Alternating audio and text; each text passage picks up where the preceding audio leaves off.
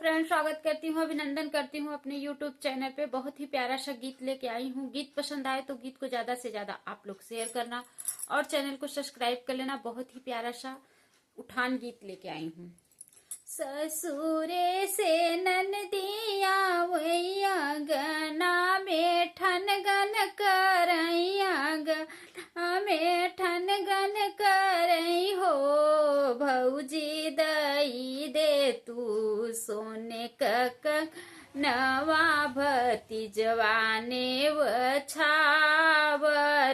हो। भौजी दई दे तू सोने का कंगनवा भतीजवाने वछावर हो। काऊ कहू ननदी कहतई द लाज लागई कहतई त लाज लागई हो। ननदी कंगनात लई ग मुसरिया कंगनवा कहाँ पाई कंगनवा कहाँ पाई हो। ननदी कंगनात लई ग मुसरिया कंगनवा कहाँ पाई हो। बहरे से ससुरुआ वैया में ठाड़ भाई अंगना में ठाड़ भाई हो। बहुअरी दई दे तू सोने का कंगनवा बिटियवा ससुरई तीन बिटियवा ससुरई तीनी हो। ससुरु तोहार कसम तोहरे दामाद का कसम तोहरे दामाद का कसम हो।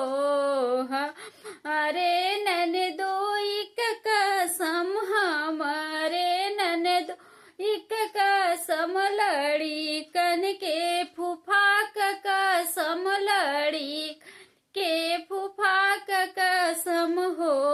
ससुरु कंगनात लई ग मुसरिया कंगनवा कहाँ पाई कंगनवा कहाँ पाईनी हो। ससुरे से ननदिया वैया गना में ठन गन करई अंगना में ठन गन करई हो। भौजी दई दे तू सोने का कंगनवा भतीजवाने वछावर हो।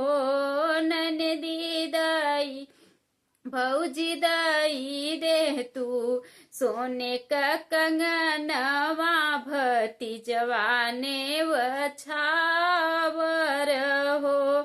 काऊ कहे ननदी कहतई लाज लागई कहतई लाज लागई हो।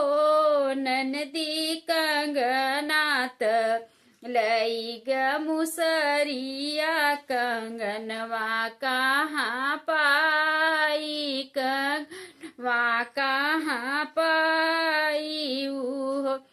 बहरे से जेठाई वैया गने में ठाड़ भाई आंगन में ठाड़ भाई हो।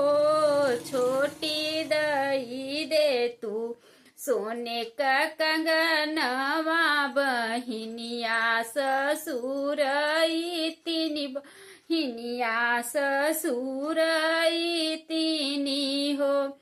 जेठा तोहार कसम तोहरे बहन ओई का कसम तोहरे बहन ओई का कसम हो। हमारे ननदोई का कसम लड़ कन के फूफा का कसम हो। जेठा कंगनात लई ग मुसर या कंगनवा कहाँ पा धन कहाँ पाई हो। बहुत बहुत धन्यवाद। गीत पसंद आए तो ज्यादा से ज्यादा आप लोग शेयर करना, चैनल को सब्सक्राइब कर लेना। मिलते हैं नेक्स्ट वीडियो में, तब तक के लिए जय श्री कृष्णा, जय श्री राधे।